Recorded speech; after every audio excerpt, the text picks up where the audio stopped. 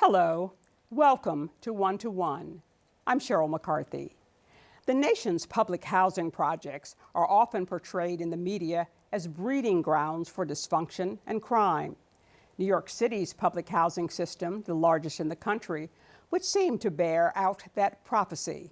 Incarceration rates in neighborhoods containing at least one public housing project are almost 5 times higher than in neighborhoods with no public housing.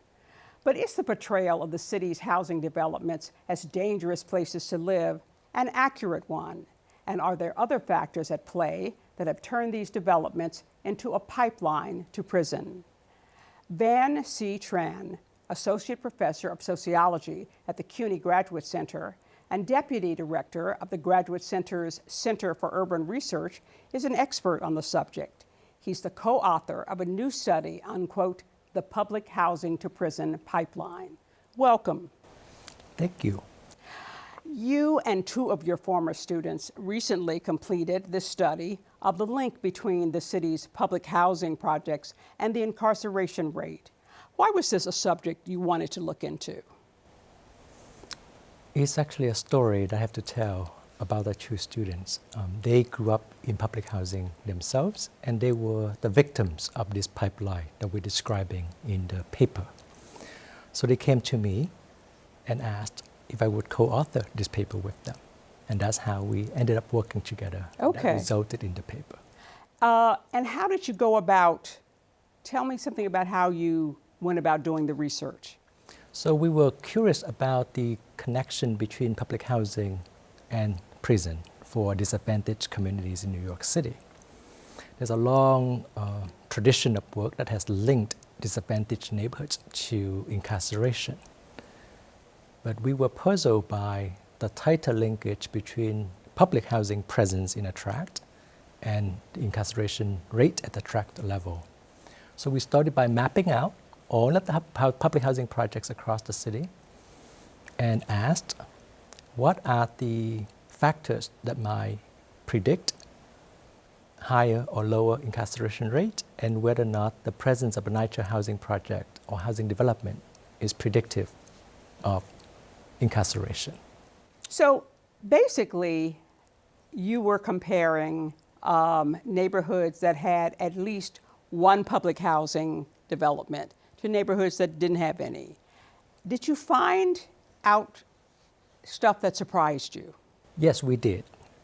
There is a general perception that NYCHA housing developments are hotbeds of crime and violence, and therefore one would expect that, all else being equal, a census tract with a NYCHA housing development would have higher rates of incarceration due to higher crime rate. But what we found was that's not true. That NYCHA neighborhoods and non-NYCHA neighborhoods have a similar rate of crime, and yet NYCHA tracts have a significantly higher rate of incarceration. That puzzled us. So what explained this gap between the crime rate in the NYCHA neighborhood and the incarceration rate in the same neighborhood? Hyper-surveillance and hyper-policing of NYCHA neighborhoods. Even though the crime rates are rather equal across different types of neighborhood, NYCHA and non-NYCHA neighborhoods, what we found was there was significantly more surveillance and policing activities in these areas. And specifically, we measured policing activities using a 3-year average from 2007 to 2009 of the stop, question, and frisk rate in each of these neighborhoods. And what we found was stop and frisk was significantly higher in NYCHA neighborhoods despite a similar crime rate. Okay. Interesting. So stop and frisk, that's a form of policing that's familiar to a lot of people. In that vein, I was surprised to learn that there has always been a connection, I mean, from the start, from the time you had the first public housing project in New York, I think started in 1935, there has always been this connection between the city's public housing developments and the police department. Like from the start, NYCHA had really a separate police department from the rest of the city. I guess it was called, I don't remember the name of it, but you know, if you saw the cops, they had NYCHA emblem on them. They were housing police dedicated to the housing developments. In fact, for years, and this was something I found very surprising about the study, NYCHA was required to pay for police protection out of its own budget. What was that? Do you know what the reason was for this arrangement?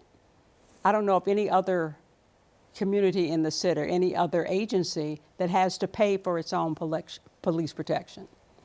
It is unique to NYCHA. NYCHA is the only residential landlord in the city that had to pay the NYPD. And although the payment was stopped in 2013 under our former mayor de Blasio, for a long time, we're talking about tens of millions of dollars annually were channeled away from NYCHA budget to NYPD. And just to come back to where you started earlier, NYCHA developments are also the only development in the city that has its own separate police department, which was known as the Housing Authority Police Department, Right. which in 1994 was combined with NYPD to create the NYPD Housing Bureau, which is the unit that monitors and supports NYCHA developments today. Okay. And another form of connection, the way the housing developments are connected to the police department is required, I guess even now, to notify NYCHA every time a NYCHA address is used in a police investigation. And I guess as a result, NYCHA does its own investigation and can respond by evicting residents who are convicted of a crime and may even be able to evict their whole family. I know your job as an academic is to do research, come up with the data, and not necessarily make moral judgments about the data, but why this peculiar connection, this unique connection to the police department? Did it have an idea, a connection to race and the perceived race of the people who live in housing projects, or to the morality of the people who lived in public housing developments? So it began with a 1996 memorandum of understanding between NYCHA and NYPD, where they have what we refer to in the paper as the public housing and police information pipeline, where the two units are meant to be sharing information with each other with the intention of providing more safety and security for the NYCHA residents. So if someone commits a crime and gets arrested by NYPD and gave NYPD a NYCHA address, NYPD is required to notify NYCHA such that NYCHA can investigate to make sure that there is enough sort of oversight over the household and the unit. And oftentimes it leads to eviction proceedings, although NYCHA has tremendous discretion over whether or not they pursue the eviction proceedings further. And it depends on whether or not the crime resulted in the arrest was eventually convicted. So this is supposed to be about making the housing developments safe for the people in them. This is purely an interagency collaboration that is meant to make it easy for both units to provide support. Okay. It didn't turn out to be the way it's meant to be. Right, which is what your study found out. What, by the way, are the racial demographics of the city's housing developments? Is it, I mean, I think probably a lot of people think it's overwhelmingly Black and Hispanic, but I don't know if is that true? It is true, It is but true. there's tremendous variation. You know, back in the 1930s when housing developments were first created, many of these developments were meant to house integrated communities, racially but also socioeconomically. To be sure, there were housing developments designed specifically for Black and brown individuals, but there's tremendous variation across the city, and that is still true today. Okay. But on average, you are right, that is mostly Black and brown residents who live in these areas. Okay.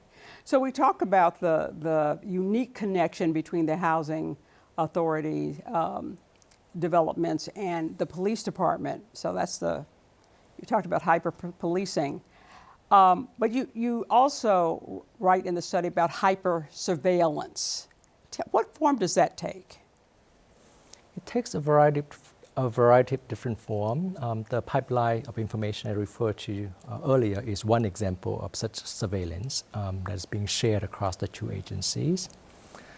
Significantly higher rate of stop and frisk is another example of the type of surveillance that is being bestowed upon the neighborhood and sometimes the NYCHA premise. In addition, cameras. I think cameras would be one of the most ubiquitous ways of surveillance. And across the city, we have about 4,000 public cameras owned by the NYPD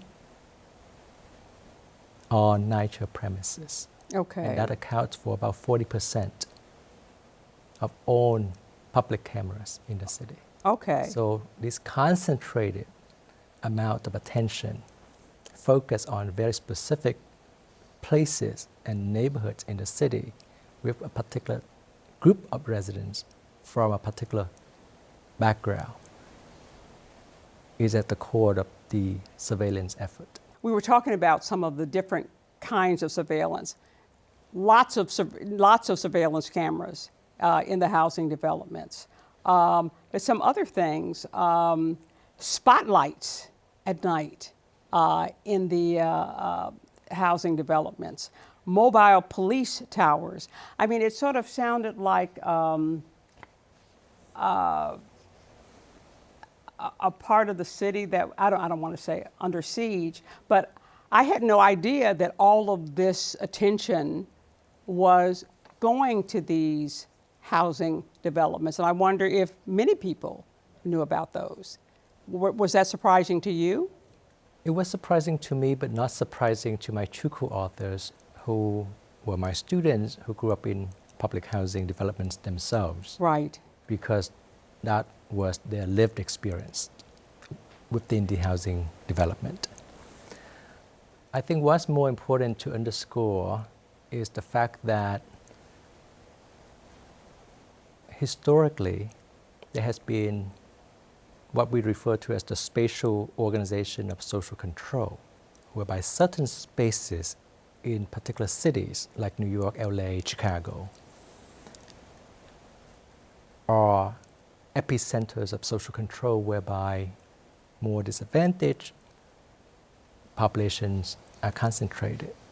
So the surveillance and the monitoring that we are referencing are in some sense not new. It's just that in New York City, NYCHA developments are disproportionately concentrated in some of the poorest neighborhoods where such surveillance has been commonplace. Okay. I guess the term I was looking for, it's like these neighborhoods are under occupation by the police. Under siege. So many stories about how this translates into day-to-day experiences for residents. Many of them describe being stopped in the hallway or in front of their lobby and questioned as to why they were there. And of course the response is, I lived here. Right. Many friends and families who were visiting are often also stopped due to the policing tactic known as vertical patrol, mostly due to their ethnicity. Okay. And that is another example of how they very much felt not at home, even though they were basically next to home. Okay. And this idea of the vertical patrols where the cops just come into a building and they go floor by floor and stop and question or frisk anybody that they run into, whether they live there or not. So how does the hyper policing and the hyper surveillance lead to, how does this create a pipeline into prison for these residents? So the pipeline essentially refers to the fact that due to the hyper surveillance and hyper policing that we're seeing, more and more residents of NYCHA are arrested, convicted, and even after release, they go back to the same communities, facing the same challenges and constraints, and the cycle begins again. Often it's even intergenerational, whereby they grew up, witnessing their loved ones going through this pipeline. So in other words, if you maximize the number of possible encounters, potential encounters with police, you're also maximizing the opportunity for bad things to happen, for there to be arrest. The key here is differential impact felt by different demographic groups based on the encounter with the police. Many of us, I myself included, would approach a police officer and ask for help, and often gets them. By contrast, if you are a black resident, especially black men, you try to avoid the police because such encounters not only negative, but potentially deadly. So what you're seeing is the interaction with the police has different meanings and different consequences for different social groups. Right. Now, you say specifically that this hyper-policing and this hyper-surveillance certainly has a negative effect on blacks in the city. Does it also have that same kind of impact on, say, Latinos in the city? Yes, but not to the same extent. So what we know from 35 years of research is incarceration is concentrated and overly concentrated among blacks and Hispanic, young black and Hispanic men. Right, right. So all of this results in NYCHA housing developments being unjustly stereotyped. And anyone can buy into these stereotypes. I remember years ago, I was in the Big Sister, Little Sister program. I had 3 little sisters over time, and all 3 of them lived in public housing projects. When I first started visiting my first little sister, and she lived down in the Lower East Side, Alphabet City, where there are lots of housing developments down there. And at first, because of what I've heard about, the housing developments, public housing developments, I was a little nervous. Am I going to go in here? Am I going to get caught in the crossfire of some, rival gangs or whatever? Because that's what I'd heard. You go in there, you get mugged. And then I made a conscious decision. Okay, if I'm going to do this, I'm going to have to pick her up every week or every 2 weeks. I'm going to have to just decide not to be afraid to go there. And so I decided not to be afraid to go there. And I was never afraid again. And nothing ever happened to me because, what you encounter are just regular city residents going about their daily lives who are not particularly frightening to anybody. So it really seems that the NYCHA housing developments have just gotten a bad rap over the years. They have really been stereotyped. That's exactly right. Many NYCHA residents are basically working families who are trying to make a living in an extremely difficult and expensive city. And that's by and large, low income residents. At the same time, I think there's something rather specific to the timing of our study, which was dated in 2010, because that's when the most recent data set was available for us to conduct this study. This was before Census 2020 became available more recently.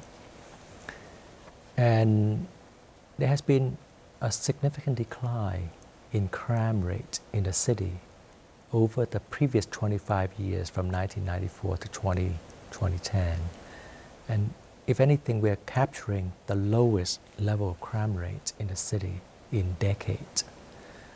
To be sure, NYCHA public housing developments could have been dangerous in the 1980s when the whole city was very high. The entire right. city was burning. So in some sense, what we are saying is we are getting in at the lowest end of this crime numbers, and yet we are finding tremendous concentration of incarceration, and that didn't make sense. So what impact has the stereotyping of public housing as dangerous, dysfunctional, what impact has that had on public policy? The first is the stigmatization of public housing residents and how that in turn translates into fewer opportunities for employment and social mobility, because employers are going to be hesitant in offering a position to someone who might list a public housing address. Growing up in a public housing also has other negative consequences, because you're more likely to be witness to crime, even if you're not engaging in and or perpetrating crimes yourself. And that context of both poverty and violence is a lethal combination for young people who are often most impacted by the environment in which they grew up. And that brings us to the policy question, which is how do we improve some of the most disadvantaged neighborhoods in the city? How do we provide safety and security for these residents, and how can we provide better opportunities for these residents who have been disadvantaged for multiple generations? That's the policy question on the table. Well, don't we also want to change the way you police the public housing developments? So policing is one of the elements that we actually visited at the end of our paper, where we had actually outlined our policy recommendations. What we underscore in our paper is the tendency for our country to be excessive when it comes to punishment and policing. And what we're arguing for is a different framework of decarceration. Because the research is clear, more policing doesn't make communities safer. More policing does not always lead to lower crime rate. But what we know is more policing is often correlated with higher rates of incarceration for these communities. So to change policing practices, we have to revisit and re-envision the role of policing in these very communities. I found the study very interesting, and the issues you're talking about are complicated but very interesting, and I guess the main thing I come away with this is that every few years or so, we learn about new ways in which our institutions, our society victimizes people at certain ends of society, victimizes Black people, victimizes low-income people, victimizes Latino people. And your study certainly shows how our patterns of policing and stereotyping people in these communities has victimized a lot of the people in those communities. And that's one of the things I took away from your study. So unfortunately, we're out of time, but I'd like to thank Van C. Tran, the Associate Professor of Sociology at the CUNY Graduate Center and Deputy Director of the Graduate Center's Center for Urban Research, for joining me today. To learn about our upcoming shows, you can follow us on Twitter at 121 CUNY TV. For the City University of New York and 121, I'm Cheryl McCarthy.